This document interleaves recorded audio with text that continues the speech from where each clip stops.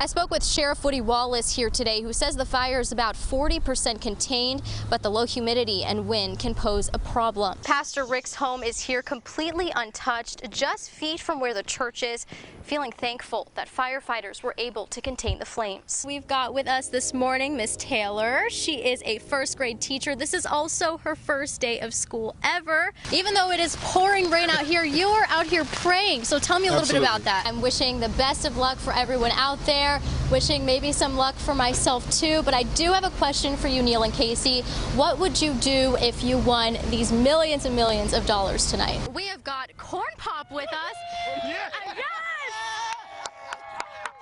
Yes. Corn Pop, I have to ask. Good morning. How is the weather up there? It's about to start snowing up this high. As of last week, Curtis Traylor Harris is suspended from his position as constable without any pay. His attorney saying in court today, Traylor Harris can't afford to pay his bond. When your kids are texting away, you may not know who is on the other end. Right here, you can see volunteers debarking these pine poles. They're going to take about 60 of these to build the cattle grass house. And the floats you see behind me are finished and ready to go, but these are what they look like in the beginning stages. Restaurants, stores, warehouses, all needing to hire.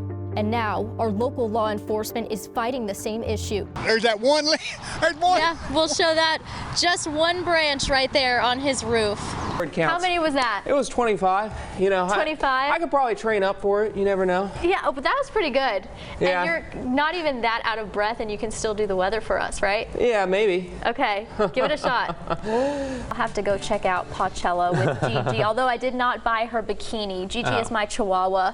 I talk about her a lot. 3 firefighters were taken to the hospital yesterday from smoke inhalation. These volunteers say they're mentally and physically recovering from hours of work putting out those flames in Henderson County. We are here at Athens Steel, and you can see just parts of this building behind me just scattered everywhere. Everything is going up, so this is so appreciated right now.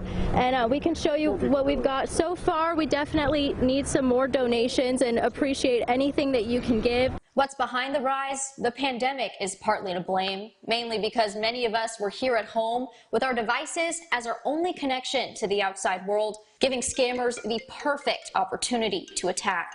We have been feeling that drop in temperatures, and we've also been seeing icicles on cars. You can even see it right here on top of the building. Behind me, you can see where a tree fell right into the road. Now, we were here just a little while ago and came back to see that crews were here working. We are even in front of one of the many small shops here in Troop, and lots of people are inside. We've gotten some goodies too. It's never too early to spread some Christmas cheer, like with all these beautiful lights you see around me, especially when it's for a good cause. Well, the rain is getting a little bit heavier right now. It's just been raining continuously since we've been out here. And you can see just from this angle, just the roots, how the tree lifted up out of the ground. If you saw an animal that you are interested in today's video, they are all up for adoption here in Lufkin. Immigration will definitely be a hot topic in November's election. Just last month, Border Patrol agents reported nearly 240,000 encounters at the border.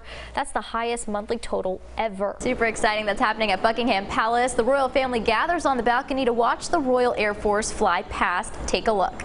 It lets out a loud sound, drawing attention to yourself and potentially scaring off an attacker. But knowing what to do next is what really makes a difference. It's an exciting time here in Longview. Crews are getting ready. They've been setting up all day for tonight. Floridians are assessing damage and still processing the monster storm that made landfall on Wednesday. This morning we had no service, yesterday no service, so we just, barely text people and say hello and goodbye. I had a quick call with some loved ones as their service cut in and out. They had a direct hit living in Port Charlotte, which is between Sarasota and Fort Myers. Describing how they were huddled together in their hallway, hearing the intense sounds of strong winds, which reached 145 miles per hour. My house got a lot of damage, but that's okay. Your life is more important. Ian then made its way through Orlando, which also saw extreme flooding and high winds. The wind was probably the scariest part. Like, you could hear it over the TV. It was extremely loud, and you can see all of the trees, like, falling and like being pulled by the wind. My friend Hope in Orlando says she has power, but others aren't as fortunate. A lot of people in the area have lost power and are still without power. There was a lot of roadways yesterday you just could not drive past or drive through because of how flooded it was.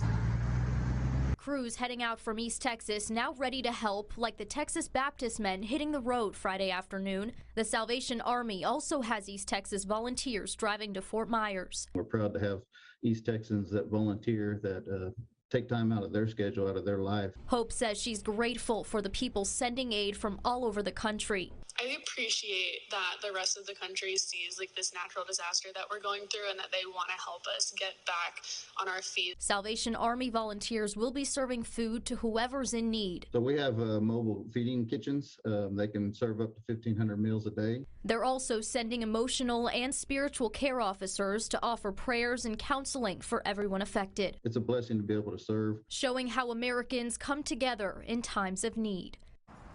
And KETK and our parent company Nexstar will be partnering with the American Red Cross to raise funds for storm relief. If you would like to help, please go to our website, KETK.com.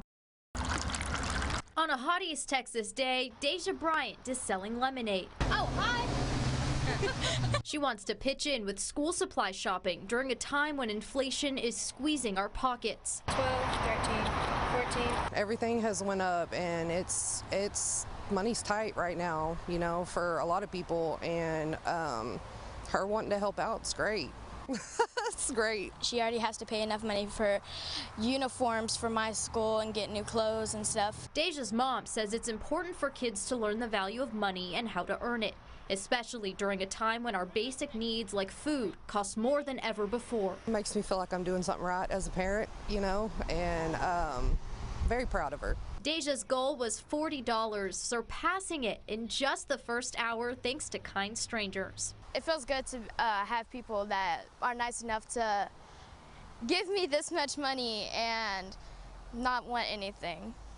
And it just made me so happy. I was like, oh, really? I'm so happy. This is just one of a few lemonade stands Deja's had, seeing great success every time. It happened.